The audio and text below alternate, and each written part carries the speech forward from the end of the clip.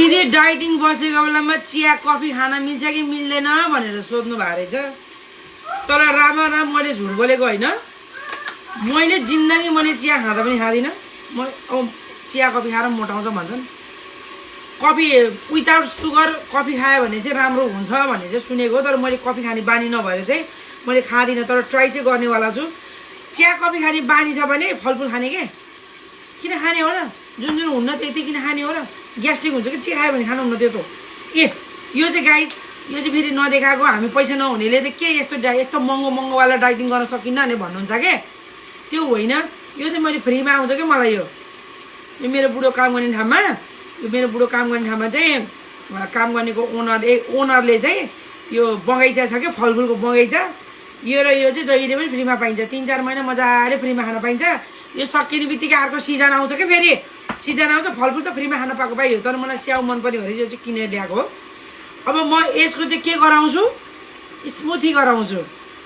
फ्रीमा पाएको ढोका नपर्ने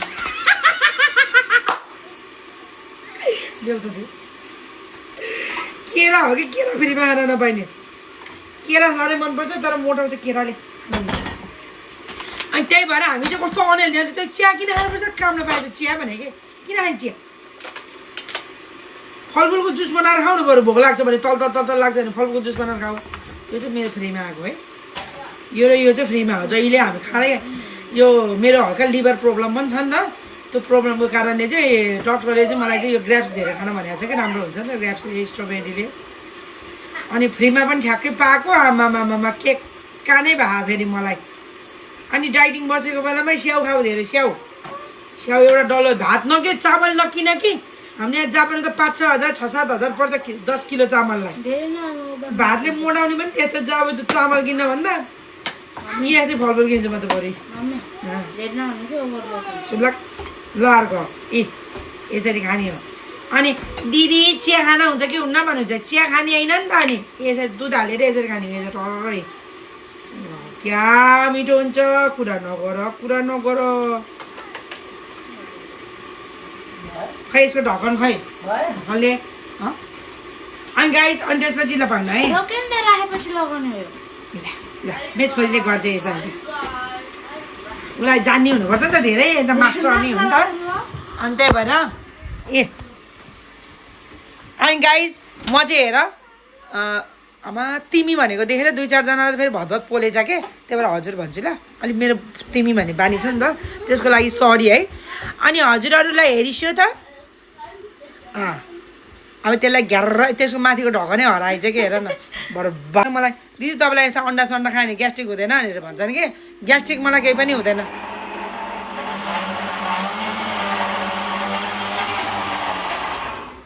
आज जोखाइको त 1 किलो दुब्लाइसकेको रहेछु। 42 छैन अब चाहिँ 43 किलो भयो है। अब 43 किलो दुब्लायो। अब म मङ्सिरको 1 गतेबाट डाइटिङ बसेको हो। मङ्सिर 1, मङ्सिर, पुस, माघ, फागुन, चैत, वैशाख। आज कति गति हो मम्मी? जेठको जेठको कति गति?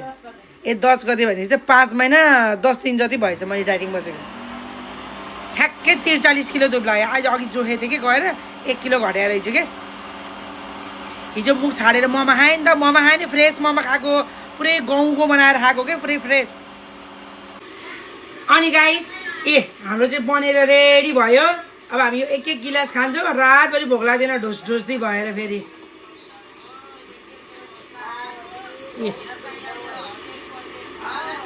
यसरी खाने।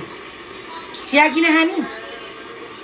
हेल्दी जुस पनि हेल्दी पनि भयो, शरीरलाई राम्रो पनि गर्यो। हेर त बाबालाई पनि राखिदिउँ क्या है। बाबाले खानुहुन्छ नि। बाबाले ल्याओ अहिले उठ्दाखेरि सब सखा पारेर चाहिँ यिनीहरूको सन्तानले भनेर भेट्छ होइन।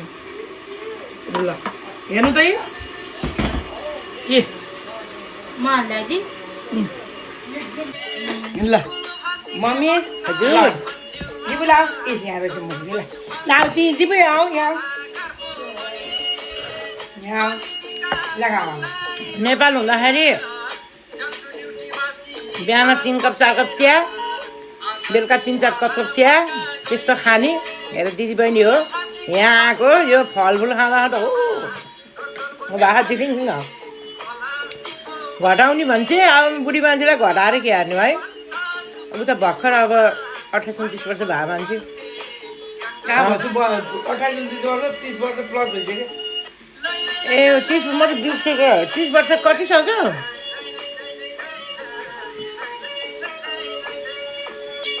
अब यहाँ जापान आएर दिदीबहिनी मेरो कपाल झरेर केही छैन तातो पानी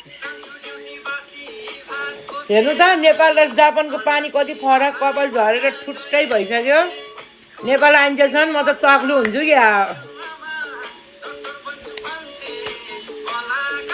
ल तपाईँहरूले चिया खानुभयो होला आज हामी घुम्न जाने हो टक्क लाएर यहाँ भिडियो बनाइराख कि यहाँ बजाइरह भने खालि तपाईँको त बुढी मान्छे भएर कति हेरेको मोबाइल भने अनि काम के छ त न बाख्रालाई घाँस काट्नु छ न केही छ न केही छ खाए छ बसिया टाइम पास केले गर्ने न अल्लो घर पल्लो घर कुरा काट्न जानु पाइन्छ मम्मीले के यहाँ बसेर त काट्दा भयो अरे दुईजना कुरा काट्ने मान्छे भए बवाल हुन्थ्यो अरे टाइम पास दौरो हुन्थ्यो अरे लाग्यो ल भा यति भएपछि कसले खाने बेलुका भात तक हामीलाई खाँदै खाँदैन यस्तै